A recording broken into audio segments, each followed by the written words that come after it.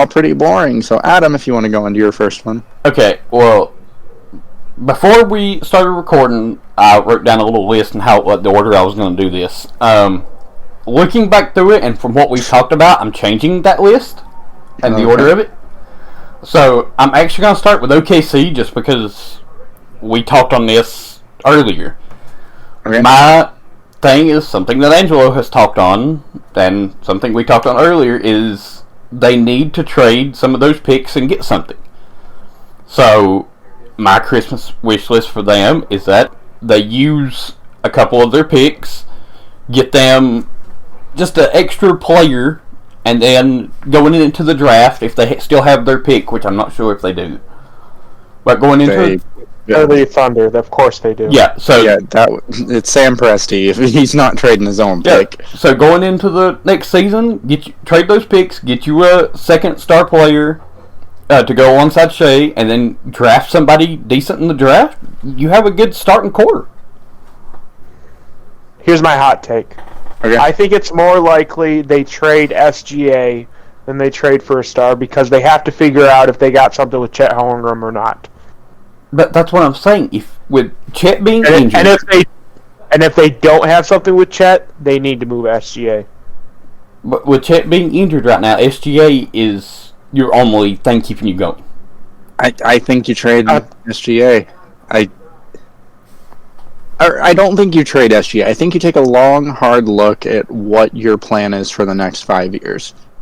Yep. Because if you're not going to move those pieces and you're just continually waiting on development, you're wasting SGA's career and you're going to just lose him in free agency at some point. Because at some point, he's going to be sticktive. Or he's going to request a trade. Oh, no, he's just going to leave. Yeah, I could see him just leaving. Like, in free agency, just deuces. But let's see. So next year they have 2 first-round picks, the Clippers and their own. Yep. Clippers are going to go make playoffs probably. So right, the Clippers is a 20s pick, but the next year's draft, at least now, like we're still far away from it. But it looks like it's a pretty deep draft, and considering how young they are, I would try holding on to that pick. They're the youngest team in the NBA? 2024, they actually have 4 first-round picks. And this is where it gets interesting, because they have the Clippers. Houston's. They have the Clippers, which I'm guessing they don't actually have the Clippers next year or 2024 because Stipe rule. So I'm guessing they have an option of one of those two. But then they also have Houston and Utah. Yep. And we know, like, those are 2 picks that could potentially be very valuable because eventually Utah will be whatever protection on those. I'm not sure. Are they swaps? If they're swaps, oh no. Oh no. 2025, they have 4 again, but that's Clippers, Miami, Philadelphia, and their own. We know the Clippers, Miami, and Philadelphia are going to be good. And then 2026, they have 3. I don't know if the Clippers are going to be good in 2025. I don't know. I feel like as the Clippers start to regress, they might look to move Kawhi or Paul George and get future assets. But regardless, Oklahoma City has a huge war chest, and if Presti's not going to utilize it, he's failing as a general manager. So I agree. I think this is the year you make a decision of which way you're going to go with your franchise. What is your 5-year plan? And how do you plan on getting there? If your plan, when you've got Shea and Chet and Josh Giddey, your plan really shouldn't be future young assets. It should be future youngish assets that are going to contribute now, because someone around like your Lonzo window Ball's with age. SGA. Someone around like Lonzo Ball's age, like 24, 25, 26. Yeah, because with you want someone that's going to fit SGA's window, because the future might be Chet Holmgren, but we don't know that yet.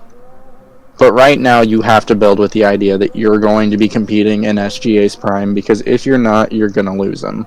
Because there's only so much he can put up with. But yeah, I think that's my list for OKC. Like I said, I think the best option, which I have a trade place for Shea later on, which I will get into that when we get on later down the list, because I did have a place for him to go. So I think the big question is, okay, put yourself in the mind of Sam Presti. You have, you said you have Houston's, you said you have Utah's. Those are going to be lotto picks. Let's be real. Utah's in the playoffs right now, aren't they? Stop it. They're 18 and 16.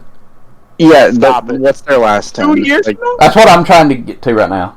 Because they've been punching above their weight. And they're it's 11 and 5 at home. I've been all about the Utah Cinderella story, but we know they're going to punch down at their weight eventually. So you said, I think Sam Presti likes to think of himself as like Danny Ainge, like, essentially. Yeah, he is. And the question I think I'd be asking if I was Sam Presti is my Jaylen Brown and Jason Tatum here now, or do I want to get that with 2 picks in the next 2 years? That's the question. Yeah, if there's any team that has the assets to go out and get a superstar, it is the OKC Thunder. Oh. I think it also would be a good story because they're probably one of the few teams that have the assets to trade for Durant, and I think it would be a good story, him going back to OKC and then trying to get them a title that he never, finished. Yeah, he never finished that chapter. Utah, he's not going back to OKC. Utah is 5 and 5, by the way, in their last 10. Yeah, so they're starting to come back down to earth, and teams are starting to figure out the gimmick. But I just hope they don't cost the Lakers a playoff spot. That would probably be the worst thing. That would be the worst. Carmelo's not on that team, so I'm fine with it. That would be the worst. Oh, man. Well, let's go on. That was... Who had OK? Or that was me. Adam had